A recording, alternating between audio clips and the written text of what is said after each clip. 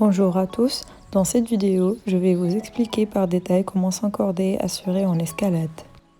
Première étape, s'encorder. Le nœud de 8 est sans aucun doute le nœud le plus connu dans le monde de la grimpe.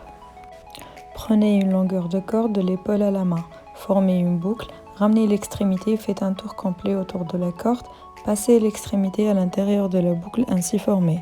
Tirez pour créer le premier 8, faites passer l'extrémité de la corde dans les boucles d'encordement du baudrier, plaquez le nœud le plus près possible du baudrier, tressez un second 8 en suivant le brin du premier, serrez en tirant les deux extrémités.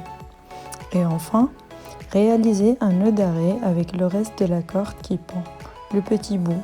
Pour cela, il suffit de réaliser un nœud simple avec le petit bout autour de l'autre corde qui sort de ton nœud. Une fois l'encordement fait, vérifiez que le nœud est serré au baudrier, que c'est impossible de passer votre poing entre le baudrier et le double nœud de 8.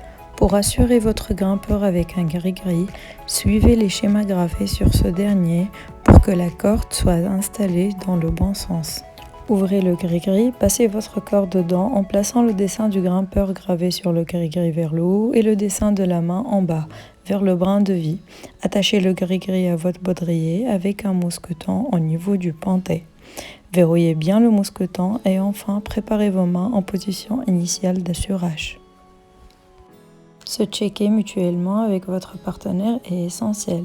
Vérifiez le baudrier, l'installation du système d'assurage, le verrouillage du mousqueton, le nœud d'encordement et la corde. Plusieurs erreurs de manipulation sont généralement provoquées par la fatigue, un moment d'inattention, l'impatience de grimper ou un excès de confiance. Pour cela, vérifiez bien votre partenaire. Si vous êtes l'assureur, parez votre grimpeur jusqu'au clipage du premier point. Ensuite, reprenez votre position normale d'assurage. Afin que votre grimpeur puisse clipper les dégaines, donnez-lui du mou. Avec votre main du côté freinage, poussez la corde vers l'appareil, l'autre main tire la corde à travers l'appareil. Pour répéter ce mouvement, faites glisser votre main côté freinage le long de la corde sans jamais la lâcher.